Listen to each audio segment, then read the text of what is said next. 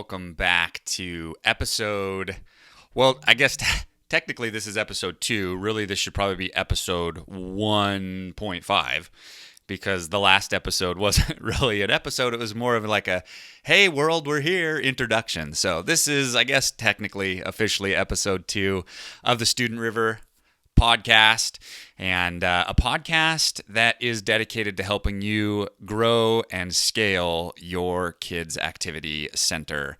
Working off of some notes today. Try and make sure I don't miss anything. Not that I will. I'm actually recording this again. So I missed something the first time around, even though I was working off of notes. Then I had to modify the notes. Anyways, getting off on a tangent already at the beginning. So thanks for joining us today. Today's podcast is about trials. And I think I'm going to entitle it something along the lines of I'm going to title it. It works, right? Something along the lines of like to trial or not to trial. And there is a bit of debate out there about this. If you look at the forums or you look at the Facebook groups, half the owners will tell you it's great, and half the owners will tell you to not trial, that it's totally pointless. And I'm going to attempt to make my case today to trial, to give a free trial away. And so before you turn me off and go, well, this guy, he doesn't know, I suggest you hear me out a little bit. We do this for a living, and I've got a lot of experience in multiple locations and multiple demographics across the country running trials and running paid trials and running risk-free offers and running direct-to-enrollment offers. And we find paid trials work the vast majority of the time. So if it works the vast majority of the time, then why is it even a debate?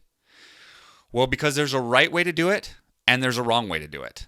And if you do it the wrong way, or if you omit things that you should be doing in a trial environment, it's not going to work for you.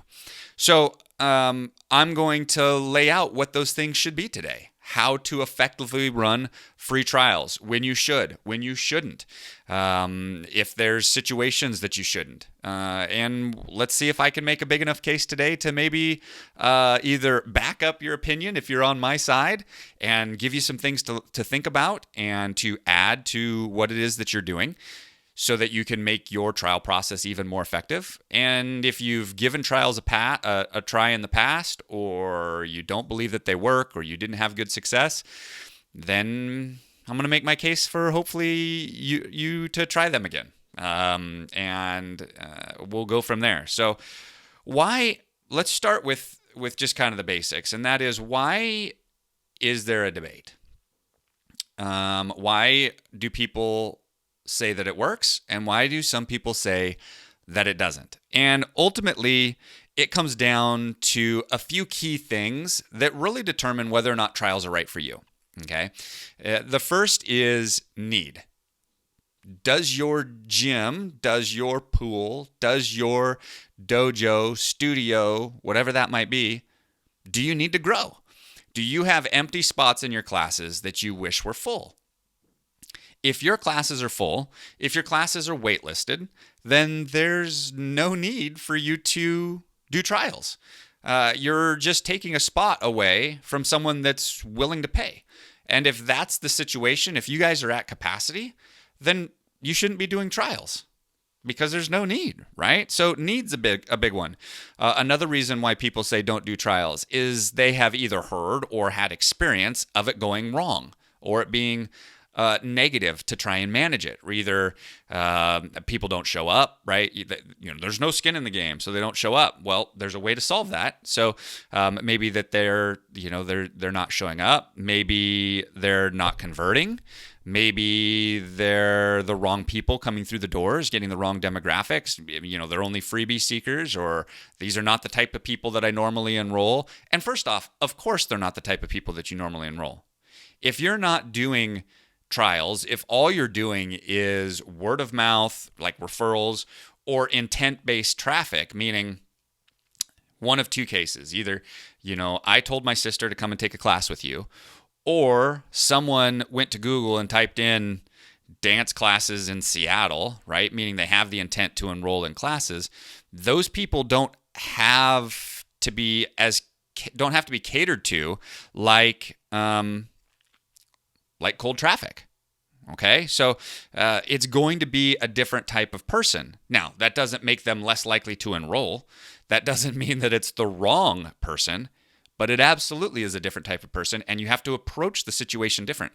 You cannot take, if you've never done trials before, you cannot take the processes that you have been using to attract, enroll, and nurture your current student base and apply that to trials. It doesn't work. And if that's what you've been trying to do, of course it doesn't work. Of course that's what the advice is being given out there. Like, don't do it because likely you've done it wrong. Another reason would be location. Location does dictate this a bit. Demographics, the people around you, the community that you serve. And it's not just like, if you live in a lower income area that you're more likely to get freebie seekers. And if you live in a higher income, more affluent area, you're more likely to get people that enroll. That's actually not necessarily the case. We've done a lot of this, and we actually find that the middle to lower income areas actually do a whole lot better on trials than the higher income areas, than the more affluent areas.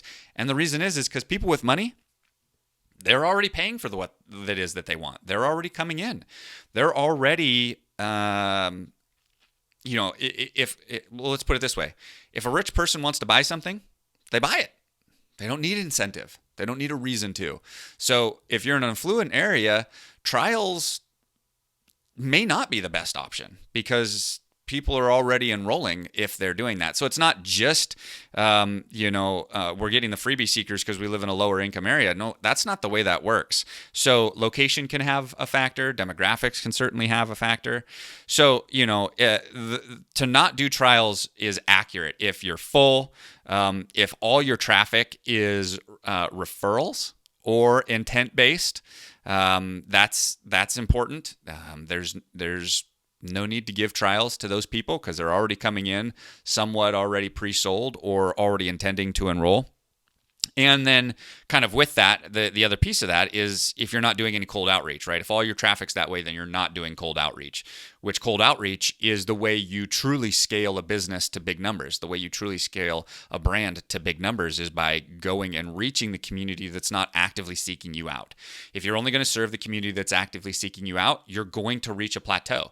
If you're wanting to go to that next level, if your facility can handle the next level, then that's what you're going to do is you're going to have to do cold outreach. And when you do that, when you're dealing with a cold person, there is a different process that's going to take place. Think about it like this. We're on this trust continuum. You with me on whether or not you buy into what I'm saying. This is only episode 2. We don't have much trust built yet. You don't know whether or not I'm full of it.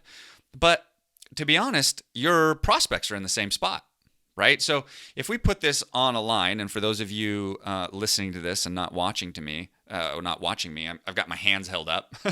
And what we're doing is we're outlining over here on my right is where they know nothing about you. They've never heard of you.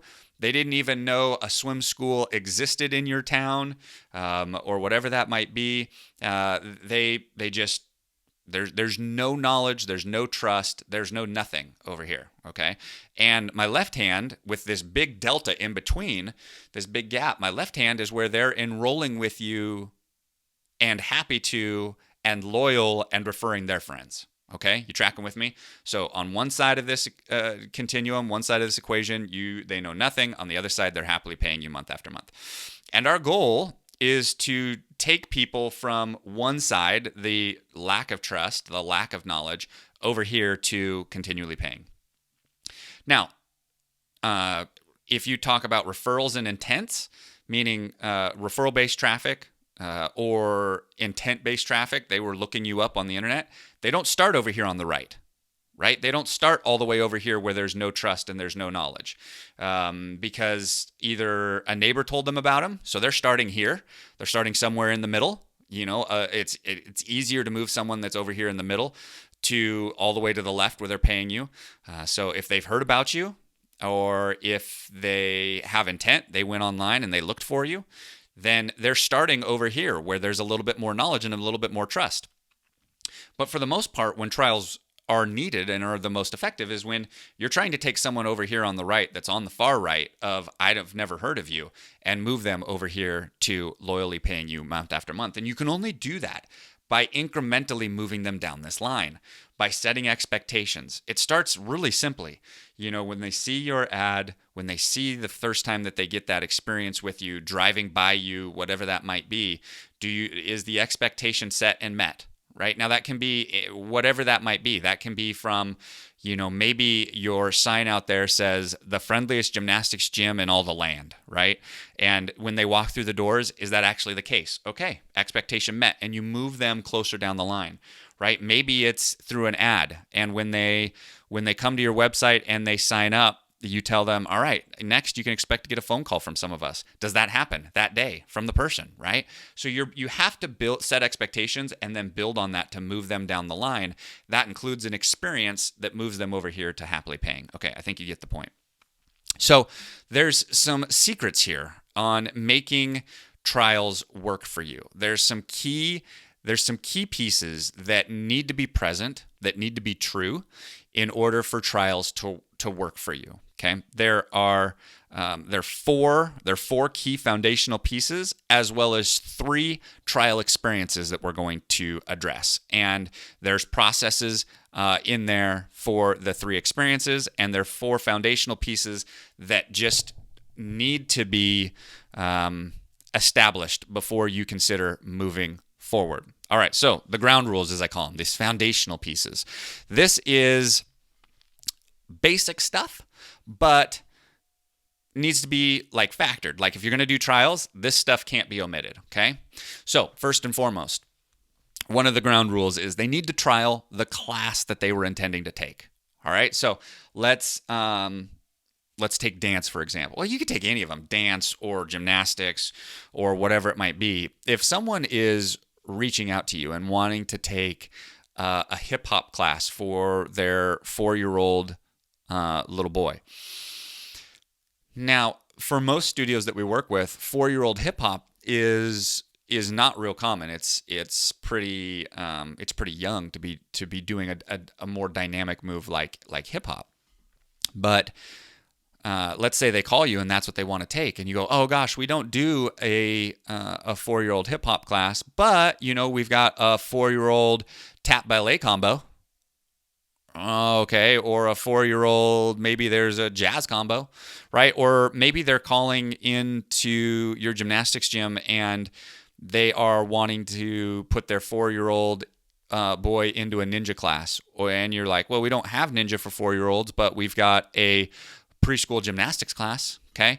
So here's the point, is when someone's calling in to take a specific class, or maybe a class is full, right? You do have that available, but it's full, and you try and parlay them over into something that has an availability on it, you're decreasing your chance to get that person to enroll because it was not the class that they were intending to take. So you're faced with a couple of choices. Either 1, turn the business away. 2, you can certainly try to flip them to a class that you have open. Just don't expect your conversion to be what you hoped it should be, what you'd like it to be, because those trials aren't taking the class that they intended to. Or 3, use that as information. Maybe you need to open up a 4-year-old hip hop class. Maybe that actually would be more popular than you think it would be, even though it's a little difficult to teach, right? Or maybe you need to open up another 4-year-old ninja class if one's full. Okay, so you got to think of this in terms of what's the audience telling you, and then do your best to get them to trial the class that they're actually wanting to take. Okay, so trial the class. Second, on the day and the time that's the most convenient for them. Okay, so hey, gym owner, I'd love to come and take this, this Learn to Swim class next Tuesday at 5 p.m. oh, sorry, next Tuesday at 5 p.m. Doesn't work for us, but Wednesday at 5 p.m. does. Does that work for you? Yeah, that'll work for me this week. Then they come and they take that class, and the experience is different, right? It may not be the same instructor. It's on a day and a time that doesn't necessarily work for them, or it happens to work for them this week, but it doesn't work for them every single week. So you need to ask that question, like, I've got a Wednesday class. Would that work for you? Yeah, that would work. Would that work just this week, or is that going to be a good day and time for you on an ongoing basis? Because if they're not trialing the day and the time as well as the class that works for them, then they're going to come and they're going to take that Wednesday class and go, wow, this is really great, but I can't make next week's class. I can't do Wednesday nights. I can only do Tuesday nights, right? And they're like, oh, well, the Tuesday night class is full, and you're not going to get that conversion. So there's no reason to trial a class that, even though they can make it this week, isn't going to work for them long term.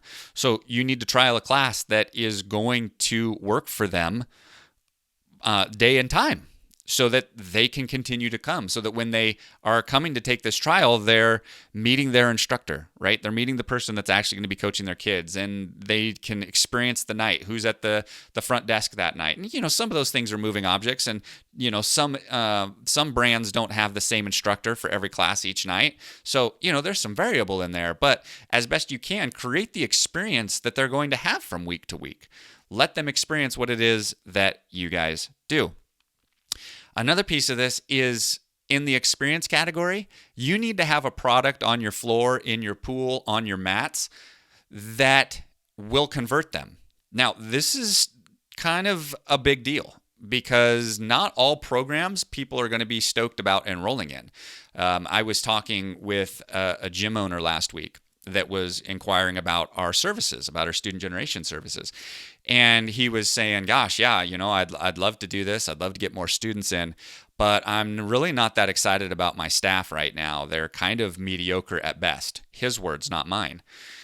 And, first off, I was like, well, gosh, that's an interesting way to talk about your current staff. If they're mediocre at best, go change it. Like, go get new staff. But the other part of this is, like, why try and bring people in and around an environment when you're not enthusiastic about the staff you have? Like, if you wouldn't enroll your kids with your staff, then why are you employing them, and why are you trying to attract people to come in and experience what it is that your brand does? So, this isn't just the instructor. Certainly the instructor is a factor, because the instructor has to be the right personality, the right demeanor, the right level of just enthusiasm for that person and for that environment. But it's also your front desk staff, right? The way they're greeted when they're walking through that front doors for the first time, is it with a smile and a, hey, how are you? And I'm so glad you came tonight, and I can't wait to hear how your class goes, and yada yada yada. Or is it like, hey, thanks for coming in, sign up, right? Or here's the paperwork. Is it very low key? Like, do you have the right person at the front desk? Do you have the right person that's coaching the class? So on and so forth. So it's staff, but it's also experience, right? And that comes with the staff. How is the culture? How is the experience created? By the staff, right? So, but that can be coached too. There's got to be processes. When a new person walks through the front door, how do we greet them? How do we do this? Have you set up the experience to attract these people and to make them feel like this is a type of place I can't imagine not coming to? I love being around here. They make me feel good. Everybody's smiling. They always have something positive to say. You create that as the owner, as the manager, as the leader of the organization. You create that. They follow your lead on those things. So do you have the experience that fosters community and fosters a culture that people want to be a part of? And then third, and really I think this is the least important, is going to be your curriculum, methods, coaching philosophy, your technical knowledge of it all. I think that people will err on the side of the experience is good for my kids. It makes us feel good, and I love coming here, and they have great friends. I think they will err on that side before they make the decision based on, gosh, they're just not learning anything. Now, they're going to have to learn something, and it is important. That's why I'm mentioning it. But don't put so much energy into the curriculum, into what's being taught, and forget about, is it the right person teaching it, and are we creating the experiences, the culture, the environment that people want to be a part of? That trumps curriculum if you're gonna lay it out. You can't do one without the other, but one definitely needs to be paid as much, if not more, attention to than the other. So make sure you have the staff and the experience dialed in, and that may mean letting people go. That may mean rehiring. And I know hiring is a bear. It's tough. It's tough to put the right people in the right place and then retain them. But if you're creating the culture that your families want to be around, chances are your employees are excited to be around it too, because they feel good about it. They watch the smiles on the kid's face and the mom's face. That creates a contagious environment of enthusiasm around there. And so creating that. And then the other ground rule here is you need to grow. Not just I would like to, this would be fun. Yeah, I'd like to go from 500 to 650, whatever that number might be, but you need this because it's going to take a bit of work. This doesn't just happen. Like I said, when you start over here on the right, back here to the trust continuum, if you start over here on the right with cold traffic, with they've never heard you, it's going to take more work to move them along this line. Now, it's totally worth it, but if you're not willing to put the things that I'm about to outline in place and to do the work that this is going to require, then don't do it. Like, don't do the trials, because you're not going to get the results that you want out of it. And so you need to, you want to have the need to grow. Like, I really want to grow. I want to see more people in here. I want to impact more lives. I want to see more kids smile. Whatever your why is for growing, you're going to have that dialed in and have that need. Not just like, yeah, that'd be cool. If you're happy with your numbers, don't worry about this. This is too much work to just be playing with it, and you're not going to get the results that you're after. Okay, so those are the ground rules